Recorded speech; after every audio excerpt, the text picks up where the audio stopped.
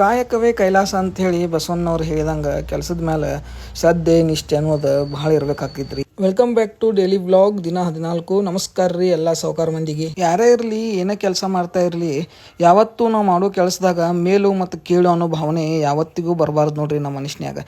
ಯಾಕಂತಂದ್ರೆ ನಾವು ಮಾಡ್ತಾ ಇರೋ ಕೆಲಸ ನಮಗೆ 3 ಹೊತ್ತಿನ ಊಟ ಕೊಡ್ತಿರ್ತೈತಿ.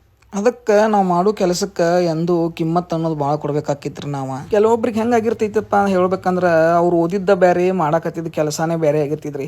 ಮನ್ಯಾಗಿನ ಅವ್ರ ತ್ರಾಸ ಒತ್ತಡ ನೋಡ್ಕೊಂಡನು ಕೆಲವೊಬ್ರು ತಾವು ಓದಿದ್ದು ಬಿಟ್ಟು ಯಾವುದೋ ಒಂದು ಫೀಲ್ಡ್ದಾಗ ಏನೋ ಕೆಲಸ ಮಾಡ್ತಿರ್ತಾರೋ. ಬಟ್ ಅಂಥವ್ರಿಗೆ ಏನು ಹೇಳ್ಬೇಕಂತನಂದ್ರಪ್ಪ, ನಾನು ಈಗ ಇದ್ದಿದ್ದ ಪರಿಸ್ಥಿತಿ ಮುಂದೆ ಹಿಂಗೆ ಇರಂಗಿಲ್ರಿ, ಅಂದು ಕಾಲ ಅನ್ನೋದು ಬದಲಾಗ್ತಿರ್ತೈತಿ.